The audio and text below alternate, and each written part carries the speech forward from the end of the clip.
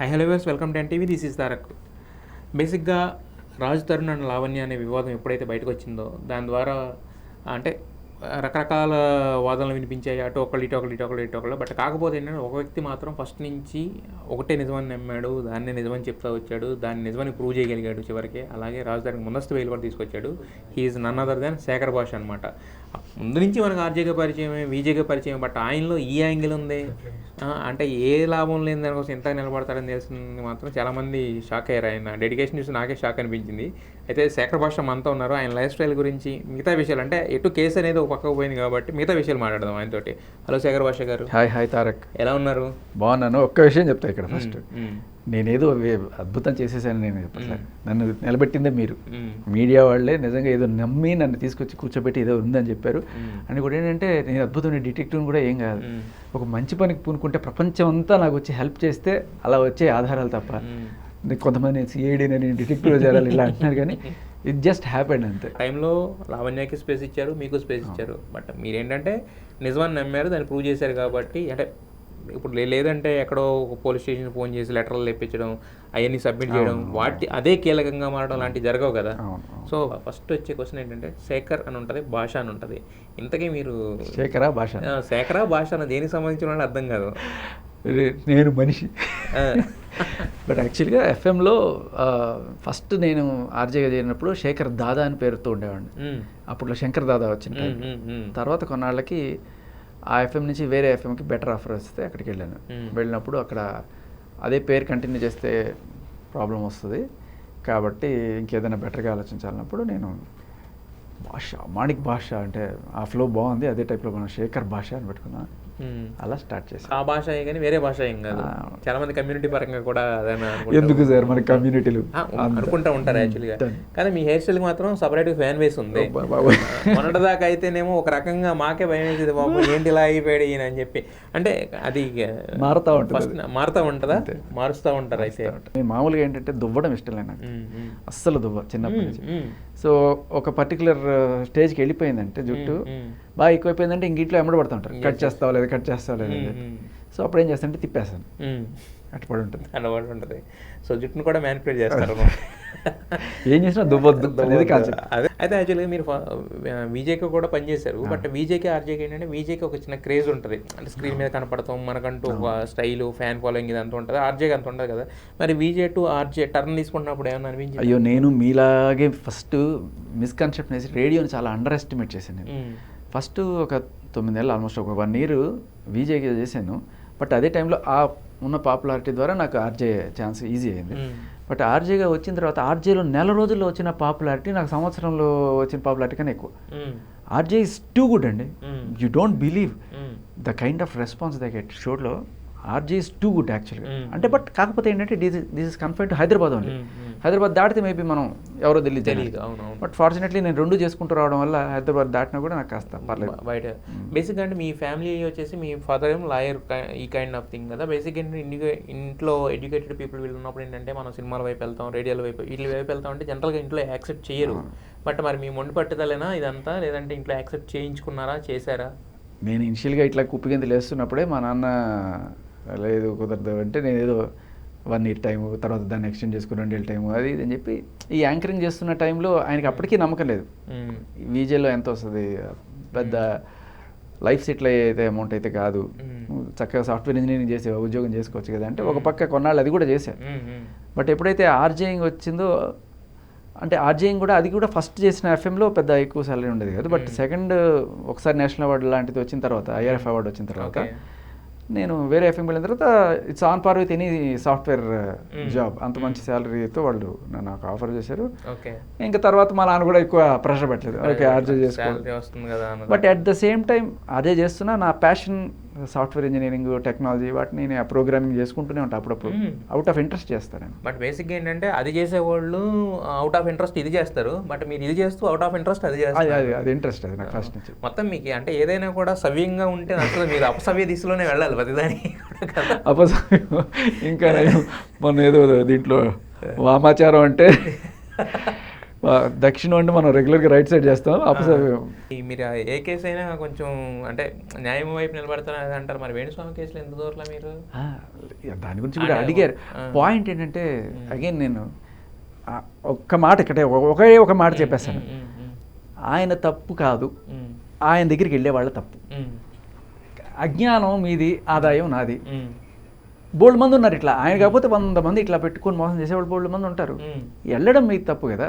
అక్కడికి వెళ్ళాను కాబట్టి నన్ను ఇట్లా చేశారంటే ఫస్ట్ ఆఫ్ ఆల్ జస్ట్ కొంచెం తెలుసుకొని, సైన్స్ తెలుసుకొని, శాస్త్రం. ఇప్పుడు జ్యోతిష్యం నేను తప్పని చెప్పను, కానీ జ్యోతిష్యం జరుగుతుంది. నువ్వు రంగురాలు పెట్టుకుంటేను, బొంగరాలు పెట్టుకుంటేను, ఉంగరాలు పెట్టుకుంటేను నీకు మారిపోతుంది అనుకుంటే అది ఖచ్చితంగా అది ఫులిష్నెస్. జరిగేది జరుగుతుంది. నువ్వు ఏం తెలుసుకోగలవు, ఏం జరగబోతోంది అని తెలుసుకుంటే కాస్త ప్రిపేర్డ్గా ఉంటావు. అవును ఏళ్ళు నాట్సని వస్తుంది, కష్టాలు వస్తాయంటే ఓకే రెడీగా ఉంటావు, అంతేగాని. సో అదే నా పాయింట్. బేసికలీ తెలుసుకోండి, కానీ దానికి రెమెడీలు, పూజలు, పురస్కారాలు చేసేస్తే, యజ్ఞయాగాదులు చేసేస్తే ఏమి అవుతుంది, జరుగుతుంది. అయితే మనం ఒకళ్ళని బయట పెట్టాలని వెళ్ళినప్పుడు వాళ్ళు కూడా మన గురించి నిజాలు అబద్ధాలు ఇవటి బయట పెడతా ఉంటారు కదా. యాక్చువల్గా ఈ మధ్య జరిగిన దాంట్లో ఏంటంటే మీకు 3 పెళ్ళిళ్ళు అయినాయి అని, 4 పెళ్ళిళ్ళు అయినాయి, ఇష్టం వచ్చినట్టు మాట్లాడుతున్నారు. అసలు ఏంటి పెళ్ళిళ్ళు గోలేంటి మీకు? ఎన్ని పెళ్ళిళ్ళు అయినాయి ఏంటి? ఎన్ని పెళ్ళిళ్ళు అవుతాయి? ఒకటే పెళ్ళి అయింది, ఒకటేసారి అయింది. వాళ్ళు నుండికి వచ్చి రాసుకుంటుంటారా ఈ కథ బాగుంది, ఓకే ఇది బాగుంది. మరి మీ వైఫ్ ఏమంటారు అది విన్నప్పుడు? షీ డజంట్ కేర్ అండ్ పట్టించుకోదు. తన పని తను చేసుకుపోతుంది. అయినా అంత టైం కూడా ఉంది ఇంట్లో. బేసికలీ పిల్లతోనే సరిపోద్ది మొత్తం. అంటే ఓన్లీ జాబ్ చేస్తారా లేకపోతే తను వర్క్ ఫ్రమ్ హోమ్ అండ్ పిల్లని చూసుకోవడం and she's right no caring. కాబట్టి ఆ హడావిడిలో అప్పటికి ఈ మధ్యకాలంలో వాళ్ళు వీళ్ళు మెసేజ్ పంపించి ఇదిగో ఇది వచ్చింది చూడంటే తప్ప అయ్యి అస్సలు పట్టించుకోవద్దు. అంటే మీకు ఫాదర్ లాయర్ బ్యాక్గ్రౌండ్ అంటే చిన్నప్పటి నుంచి సోఫిస్టికేటెడ్? నాన్న లాయర్ ఆఫ్టర్ ఇంజనీర్ అనమాట. ఫస్ట్ నాన్న ఇంజనీర్. ఓకే. సో తర్వాత జాబ్ చేసి తర్వాత హీ బికేమ్ లాయర్. ఈ లాయర్ కూడా అంటే ఇంజనీరింగ్ కేసులు చూస్తారు బేసికలీ. కన్స్ట్రక్షన్స్ వాటికి సంబంధించి ఆర్బిట్రేషన్స్ అలా ఉంటాయి కదా. అంటే మిడిల్ క్లాస్ కష్టాలు ఏం తెలియవా మీకు? నేను మిడిల్ క్లాసు అంతకన్నా ముందు మా నాన్న 700-800 జీతం నుంచి స్టార్ట్ అయింది ఆయనకి. చిన్న ఇంత గదిలో ఉండేవాళ్ళం, కానీ ఏ రోజు నాకు కష్టం అనేది అనిపించలే. మనం అక్కడే పుట్టినప్పుడు అది కష్టం ఎందుకు అనిపిస్తుంది? సడన్ గా నేను బంగ్లాలో పుట్టి టక్మన్ ఒక రోజు కిందకు వచ్చాను అనుకోండి, అప్పుడు నాకు కష్టం అనిపించవచ్చు. మనం చిన్నగా పెరుగుతూనే ఉన్నాం కాబట్టి మనకి ఎప్పుడు ముక్కు సీదుకుంటూ వీధి బడిలో చదువుకున్న వాళ్ళం మేమంతా. ఆల్మోస్ట్ అడవుల్లో అక్కడక్కడ ట్రాన్స్ఫర్స్ అయినాయి మా నాన్నకి. మాకు ఎక్కడున్నా హాయిగానే ఉండేది. కానీ అంటే మీ ఆ కైండ్ ఆఫ్ ఛాయిలు ఏం కనిపించు? అంటే మీరు అంటే కొంచెం సోఫిస్టికేటెడ్గా ఉంటారు, సోఫిస్టికేటెడ్గా మాట్లాడుతూ ఉంటారు. అంటే తర్వాత వచ్చిన మార్పు ఇదంతా డిగ్రీ తర్వాత? అలా ఏం లేదు. సోఫిస్టికేషన్ అంటే మీకు చెప్తా, నాకు క్రష్ అంటే ఏంటో తెలియదు చాలా రోజులు. హైదరాబాద్కి వచ్చిన తర్వాత అంటే ఇంజనీరింగ్ అయిపోయిన తర్వాత కూడా ఇక్కడికి వచ్చిన తర్వాత కొంతమంది క్రష్ అంటే ఒక అమ్మాయి నాకు ఆ అబ్బాయి మీద క్రష్ అంటే లవ్ అంటే లవ్ కాదు, క్రష్. లవ్ వేరు, క్రష్ వేరు. అంటే అతను ఇష్టం అంటే ఒకళ్ళు అంటే లవ్, ఒకళ్ళంటే క్రష్ ఎట్లా ఉంటుంది, ఇవన్నీ అర్థమయ్యేది కదా నాకు. పిజ్జా బర్గర్లు కూడా ఎరగమే శుభ్రంగా దాన్ని ఏమంటారంటే చక్కటి ఆదిమానవుల ఫుడ్ అంటే లిటరల్లీ ఆకులు అలములే. అండ్ మీ నంబర్ మీరు చెప్తే ఎగ్జాగరేషన్ అనుకుంటారు. ఇప్పుడు ఇంటర్మీడియట్ ఇంజనీరింగ్ టైంలో అనుకుంటా, జస్ట్ ఇంజనీరింగ్కి వెళ్ళే టైంలో ఫస్ట్ టైం నూడిల్స్ అంటే ఏంటో వాడు చూద్దామని చెప్పి పెడితే ఆ నూడిల్స్ చూసి ఇట్లా చేత్తో తింటుంటే వాడు వచ్చి సార్ అట్లా కాదు సార్ ఇట్లా పెట్టి పోర్క్ పెట్టి ఇట్లా తిప్పి తినాలంటే ఓహో ఎలాగా. సో ఆ స్టేజ్ అనమాట బేసికల్లీ. కాకపోతే ఏది ఇది లేదు అని ఎప్పుడు ఫీలింగ్ లేదు. ఆల్వేస్ చూసింది బిలో నుంచి కింద నుంచి పైకి వచ్చారు కాబట్టి పైకి వెళ్తా ఉన్నారు కాబట్టి ఎప్పుడు వెనక తిరిగి చూసుకోవాల్సిన పరిస్థితి రాలేదనుకోండి కదా. అయితే ఇప్పుడు అన్నారు పలానా అమ్మాయి వచ్చి క్రష్ అంటే చెప్పినాను, మరి మీకు ఎప్పుడు క్రష్లు అలాంటివి ఏం లేవా?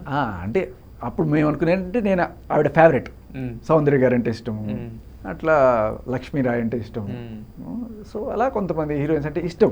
హీరోయిన్స్ కాదు సార్, రియల్ లైఫ్ లో క్రష్ అలా ఉండకూడదు, తప్పు అనేది ఒక కాన్సెప్ట్ అనమాట. ఇష్టం అయితే ఒకళ్ళే అనుకోవాలి. కాదు లిటరల్లీ ఇష్టపడితే లవ్. ఈ క్రష్లు గిష్లు ఏంటిది తప్పు కదా అనుకుని అనిపించేవాళ్ళు నాకు. తర్వాత సరే చూస్తే నచ్చడం వేరు. బట్ మీ పర్సనాలిటీ చూసిన వాళ్ళు ఎవరైనా కూడా మీరు గాలి తిని బతికేస్తారేమో అనుకుంటారు కానీ, ఎందుకంటే మీరు టీలు తాగరు, కాఫీలు తాగరు, ఏమీ తాగరు. గాలి తిని బతికేస్తుంటారా లేకపోతే అసలు తినరా ఉన్నదంతా? ఈ మధ్యకాలంలో నేను ఎన్ని తిట్లు తిన్నాను మీకు తెలుసు కదా. అది ఓకే, అవి తిన్నారు, అవి అన్లిమిటెడ్ కదా. కాదు అదే అంటున్నాను, అంటే అది తెలుగు గాలి కాదు హిందీ గాలి. గాలి బోలేతో తిట్లు అయినా ఓకే మీరు చెప్పినట్టు ఆ గాలి తిన్నాను, ఆ గాలి తిన్నాను. ఈ గాలి ఏముందండి పెద్ద ఎక్కువ ఏం తిన్నాను. మేము వెజిటేరియన్, కన్వర్టెడ్ వెజిటేరియన్ అనుకోండి. మీరు మీ లైఫ్ అంతా చెప్పుకుంటా ఉంటే ఒక ఇన్సిడెంట్ మీ మీద అనవసరంగా ఒక కేసు పడడం, ఆ ఇన్సిడెంట్ అనేది మొత్తం టోటల్గా అప్పటి నుంచి మీరు ఎక్కువ మందికి ఫోకస్ అవ్వడం ఇదంతా జరిగింది కదా. బట్ మీరు ఏ వీడియో చూసినా కింద కామెంట్స్ చూసుకుంటే మొత్తం పాజిటివ్గా ఉంటాయి. ఆ పాజిటివిటీ అనేది వాళ్ళు దే లైక్ ఇట్.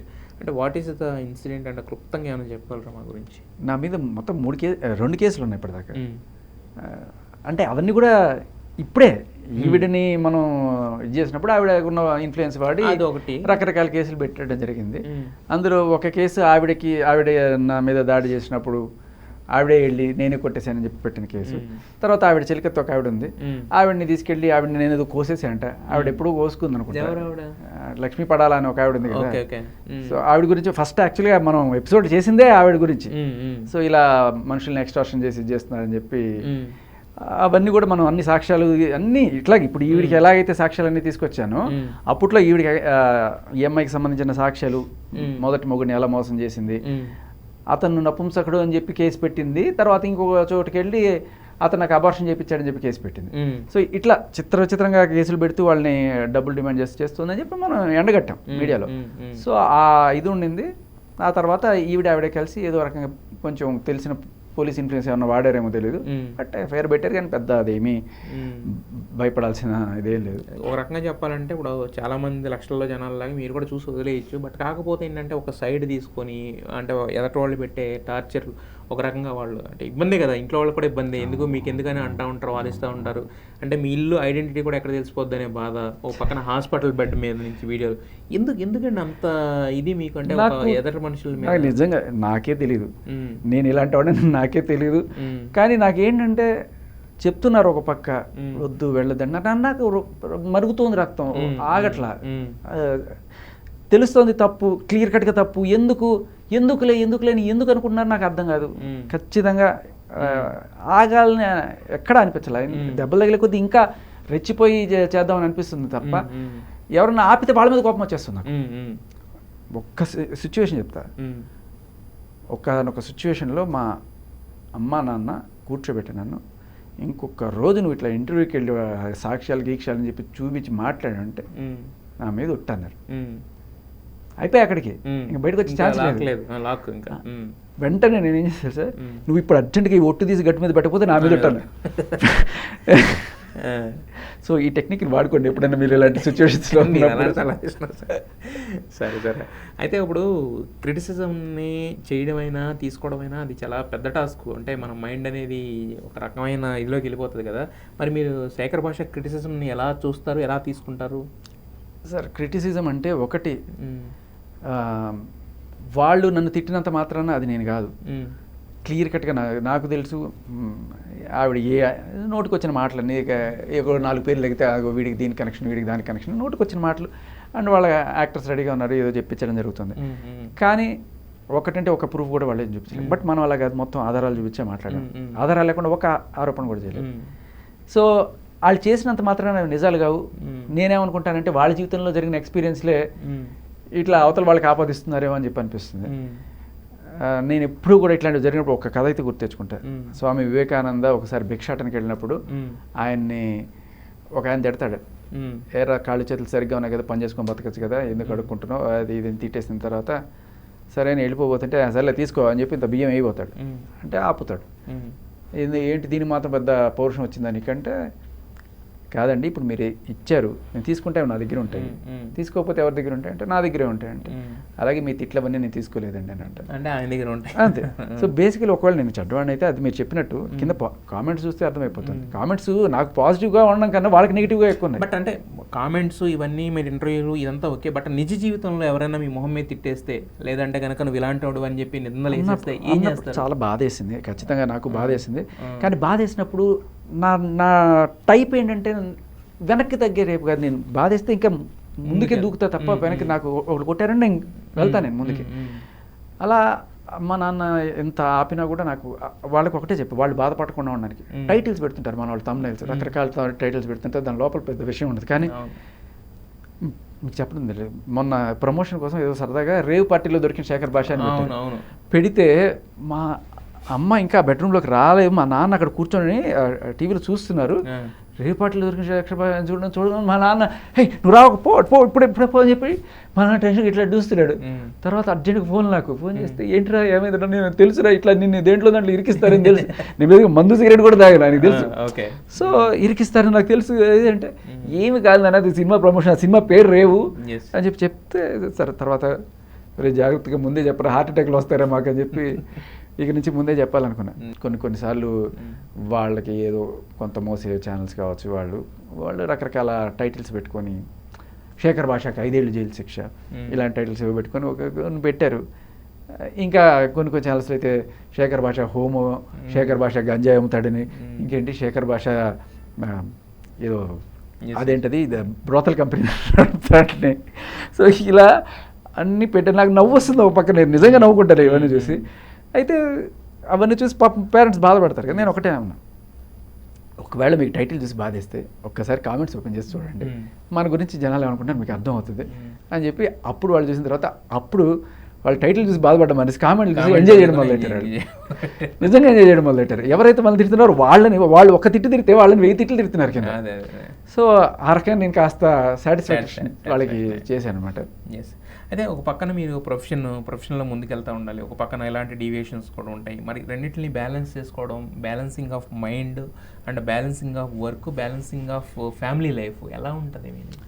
ఈ విషయంలో నేను నిజంగా blessed to be in big FM రేడియోలో. అండ్ అది కూడా ఈ particular company it's like super company అనమాట. ఫస్ట్ నుంచి కూడా అంటే ఆల్మోస్ట్ నేను ఒక 17 years ఈ కంపెనీలో జాబ్ చేస్తున్నానంటే యూ కెన్ ఇమాజిన్. నాకు వేరే ఆఫర్ వచ్చినా కూడా I stick to this company. అంటే వాళ్ళ వాల్యూస్, వాళ్ళు ఒక ఎంప్లాయీకి ఇచ్చే respect, that's something next level. You can do it అంటారా? మీ ఇంట్రెస్ట్ తగ్గట్టు చేయండి అని అంటారా? జస్ట్ మనం విల్ టేక్ పర్మిషన్. వాళ్ళు దే డోంట్, మనం ఎదుగుతుంటే వాడు ఖచ్చితంగా ఆఫర్. అది చాలా మంచి. అంటే ఫ్యామిలీ సపోర్ట్ కానీ జాబ్లో కానీ నాకు I'm blessed to have that.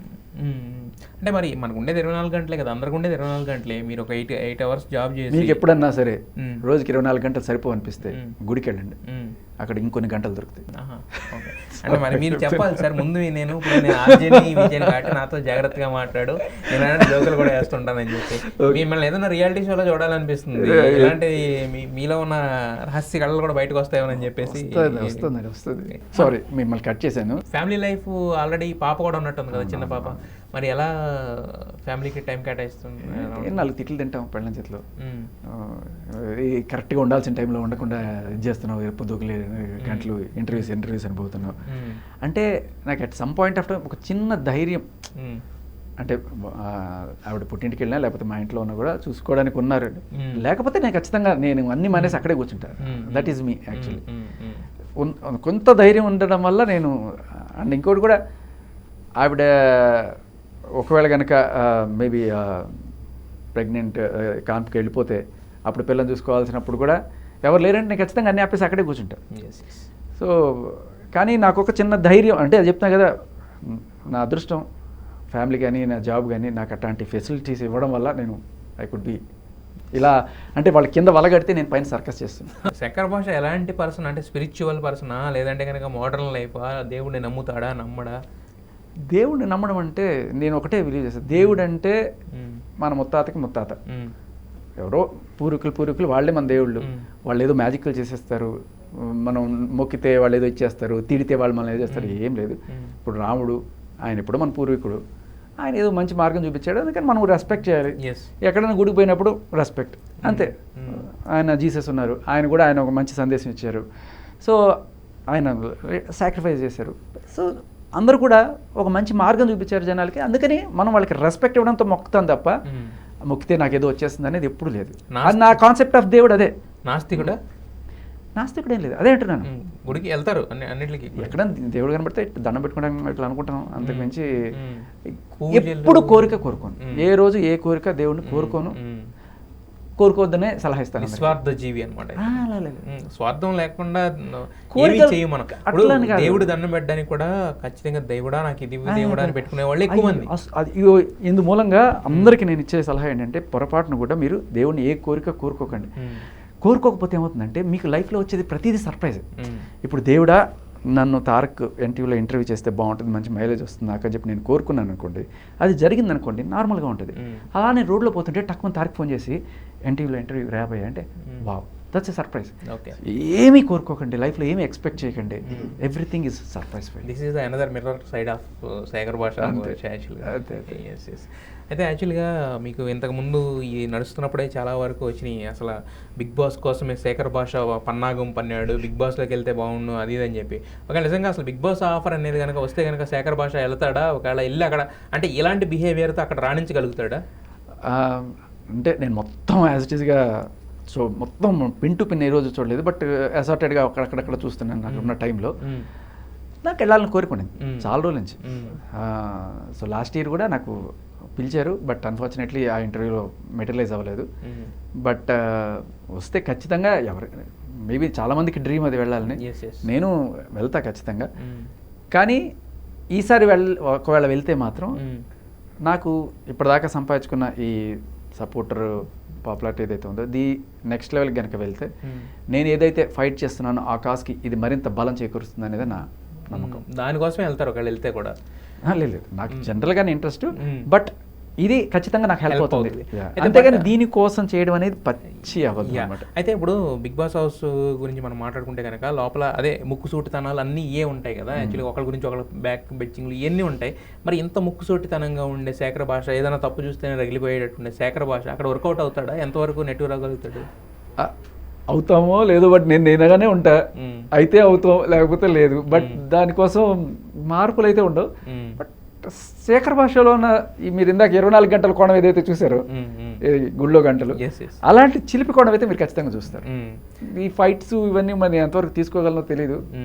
అయితే మరి మీకు ఇంకో స్పెషల్ క్వాలిటీ కూడా ఉంది కదా, ఆర్జే కింద వాక్ చాతుర్యం ఉంది, నవ్వించడం ఉంది, అట్ ద సేమ్ టైం సినిమాల గురించి ఇదంతా ఉంది కదా. సో ఇలాంటి కోణాలన్నీ కూడా అంటే మనకి ఎప్పుడు మీరు ఈ కోణంలో పడిపోయి లావణ్య కోణం తప్ప నుంచి వేరే కోణాలు ఏం చూడలేకపోతున్నాం. అలాంటి కోణాలన్నీ బయటకన్నా ఆవిష్కృతం అవుతాయి. అయ్యో ఇదంతండి 2 నెలల అంతే.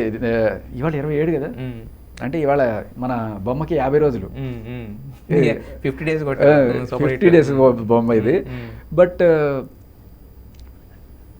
నాకు అంటే ప్రాబ్లం ఏం లేదు, ఐ కెన్ మేనేజ్. మీరు ఆర్జే కింద కూడా ఉన్నారు కాబట్టి సినిమాలు ఇవన్నీ కొంచెం అంటే అప్డేటెడ్ అవుతూ ఉండాలి.